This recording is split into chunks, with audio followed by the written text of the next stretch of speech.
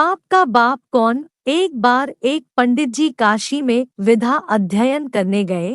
12 वर्ष तक पढ़ाई की, सब कुछ पढ़ लिया, वेद, शास्त्र, पुराण, श्रुतियाँ, ग्रंथ, आरण्य, उपनिषद आदि पढ़कर वापस घर आए तो पिताजी से कहा कि मैं सब कुछ पढ़ के आया हूँ, मुझे सब कुछ याद है, आप कुछ भी प्रश्न पूछो, मैं उसका उत्तर दूंगा। पिताजी बोले, बेटा जब सब तुझे याद है तो तू मेरे एक छोटे से प्रश्न का उत्तर दे दे। बेटे ने कहा, पूछिए पिताजी। पिताजी ने पूछा, सिर्फ इतना बताओ कि पाप के बाप का क्या नाम है। पंडित ने सोचा, पाप का बाप, यह तो मैंने कहीं पढ़ा ही नहीं।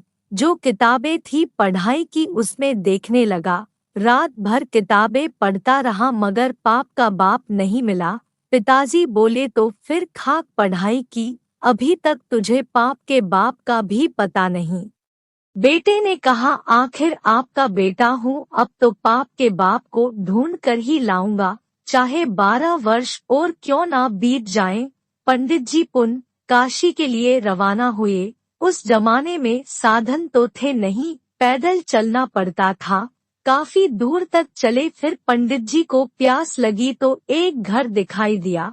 पंडित जी घर में गए, वहां जाकर बोले, मुझे बड़ी जोर की प्यास लगी है, अगर कोई है अंदर तो मुझे पानी पिलाएं। एक स्त्री आई और उसने पानी पिलाया पंडित जी को, और पंडित जी ने पानी पिया। पानी पीने के बाद पंडित जी ने पूछा कि यह घर किसका है। उस स्त्री ने कहा, पंडित जी यह तो आपको पानी पीने से पहले पूछना चाहिए था कि यह घर किसका है। आपने पानी तो पी लिया है और अब पूछ रहे हैं कि यह घर किसका है।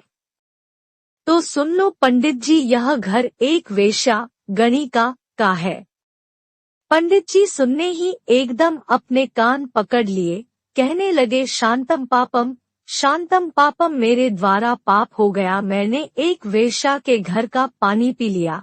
अरे पाप का बाप तो मिला नहीं, पाप और हो गया। लेकिन उस वेश्या ने कहा, पंडित जी आप आगे कहाँ पधार रहे हैं।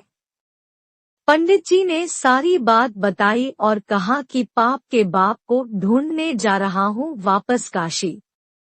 उस वेश्या ने सोचा कि 12 वर्ष जो काशी पढ़ के आए हैं तो भी उन्हें पाप के बाप का पता नहीं चला। यह पुन जा रहे हैं, अरे वहाँ उन्हें मिले ना भी मिले, जब मेरे पास आए हैं तो मैं ही बताऊं ना कि पाप का बाप कौन है। इतना दूर नहीं जाना पड़ेगा।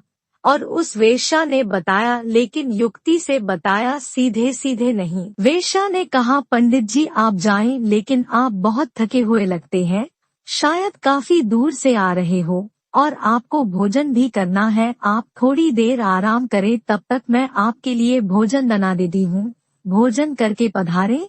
पंडित जी ने कहा, तेरे घर का और मैं भोजन करूँ? कदापि नहीं, पानी पी लिया उसका भी प्रायश्चित कर रहा हूँ। वेश्या ने कहा, तो सीधा सामान पेटिया ले लीजिए, आटा, दाल, घी, शक्कर मैं दे देती हूँ, आप स्वयं बनाकर भोजन कर ले। पंडित जी ने कहा, मेरे को तेरे घर का सीधा भी नहीं लेना, तू वेश्या और मैं पंडित। तब उस वेश्या ने कहा, पंडित जी सीधा सामान ले लोगे तो मैं आपको 5 सोने की मोहरें दूंगी। पंडित जी ने सोचा कि वो पाप का बाप तो पता नहीं कहाँ मिलेगा, यह मोहरें हाथ से चली जाएगी। पंडित जी को इतनी देर तो सीधा लेने में तकलीफ हो रही थी, लेकिन 5 सोने की मोहरें आ रही है, ऐसा सुना तो तकलीफ खत्म। बोले, ठीक है, तेरा इतना आग्रह है तो मैं सीधा सामान ले सकता हूँ। वेश्या ने पंडित जी को आटा, दाल, घी, शक्कर सब सीधा सामान निकाल कर दे दिया। पंडित जी भोजन बनाने लगे तो वेश्या ने आकर कहा कि पंडित जी आपने मेरे घर का पानी पिया है, मेरे घर का सीधा सामान भी लिया है, तो अब मैं आपके लिए भोजन बना दूं तो कैसा रहेगा। पंडित जी बोले, ज्यादा मत बोल, तेरे घर का सीधा सामान ले लिया, यही बहुत है, तू वेश्या है, तेरे हाथ का बना भोजन मैं करूँगा क्या। वेश्या बोली, चिंता मत करो पंडित जी, मैं आपको 5 सोने की मोहरें और दूंगी। पंडित जी ने सोचा कुल हो जाएगी 10 सोने की मोहरें। पंडित जी बोले स्नान करके भोजन बनाए तो छूट है। बोली हाँ पंडित जी स्नान करके ही बनाऊंगी। वेश्या ने पंडित जी के लिए भोजन बनाया और पंडित जी ने कहा बस अब चली जाओ मैं अपने आप भोजन कर लूंगा। तब वेश्या ने कहा पंडित जी आपके लिए भोजन बनाया है तो अब सिर्फ 5 नवाले आप मेरे हाथ से ले लो। पंडित जी बोले कि तू अंगुली पकड़कर हाथ पकड़ रही है, इतनी छूट दे दी इसलिए। तब वेश्या ने कहा महाराज 5 नवाले ले लो तो मैं आपको 5 सोने की मोहरें और दूंगी। पंडित जी ने देखा कि हो जाएगी 15 मोहरें। बोले तो ठीक है 5 नवाले तेरे हाथ से ले सकता हूँ पर 5 से आगे नहीं। वेश्या बोली ठीक है महाराज 5 बस।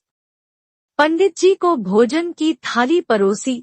सामने पंडित जी इधर वेश्या बीच में थाली। वेश्या ने नवाला लिया अपने हाथ में पंडित जी को देने के लिए अपना हाथ पंडित जी के मुंह की ओर बढ़ाया और पंडित जी ने भी वेश्या के हाथ से नवाला लेने के लिए अपना मुंह खोला।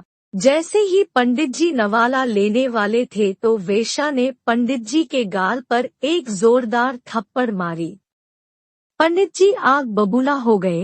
तेरी इतनी हिम्मत, वेश्या होकर पंडित को थप्पड़ मारती है, तूने बहुत बड़ा अपराध किया है। वेश्या ने कहा पंडित जी अपराध मैंने नहीं, अपराध आपने किया है। मैंने क्या अपराध किया है? पंडित जी बोले।